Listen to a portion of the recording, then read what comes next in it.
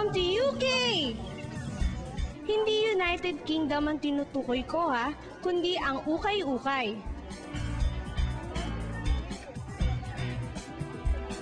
Sa ukay-ukay, matatagpuan ang iba't ibang klase ng bag, sapatos, jacket, t-shirt, caps at iba pang second-hand items mula sa ibang bansa.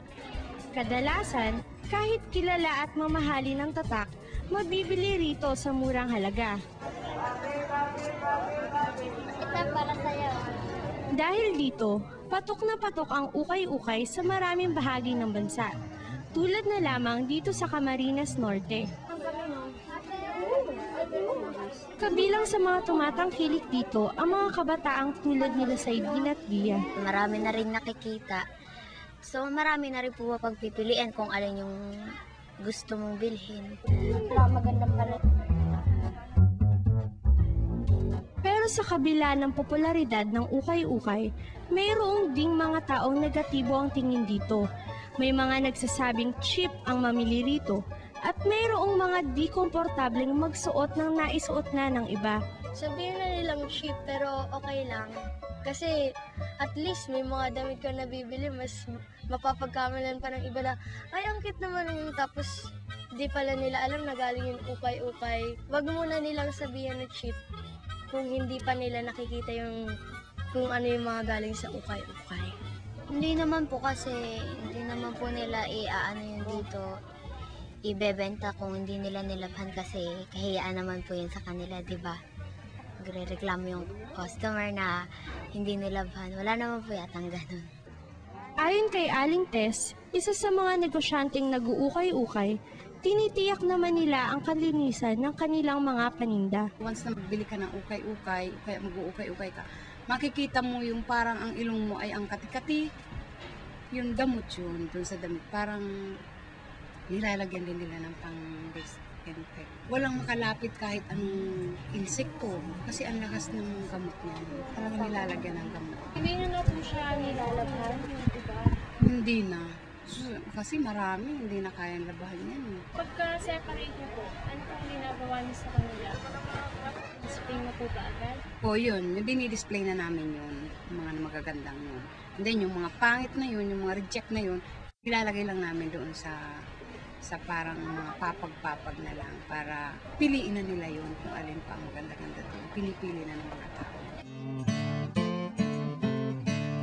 Sa aming pananaliksik, natuklasan namin mayroong pang mas malaking issue sa negosyong ito.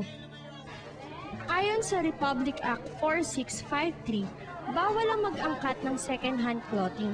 The law specifies that these items can only enter the country if they will be used for public exposition. The act also aims to safeguard the health of the people and maintain the dignity of the people. Napapabalita ring may mga nag-aangkat ng walang kaukulang permiso mula sa Bureau of Customs. May iba naman na nagsasabing ang mga ibinebenta sa ukay-ukay ay mga relief goods para sa mga mahihirap o mga biktima ng kalamidad.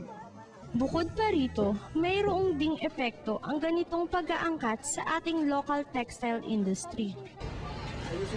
Nasaksihan ni Ginoong Epok Dakudaw, may-ari ng isang department store sa Daet, ang epekto ng mga ukay-ukay hindi lamang sa kanyang negosyo, ngunit pati na rin sa mga local manufacturers.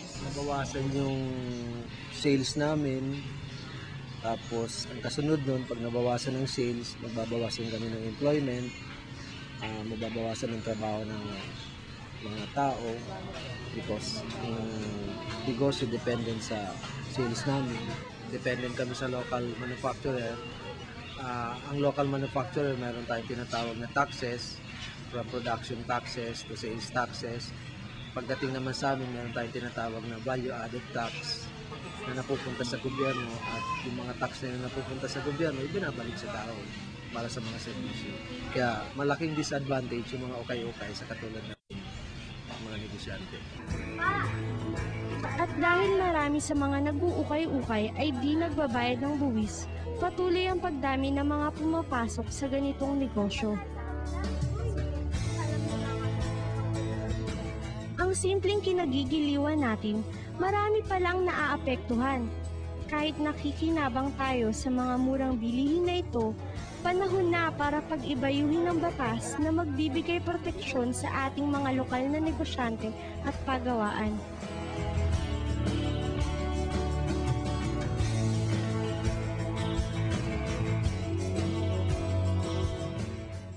Ang Kabataan Express ay hatid sa inyo ng UNICEF.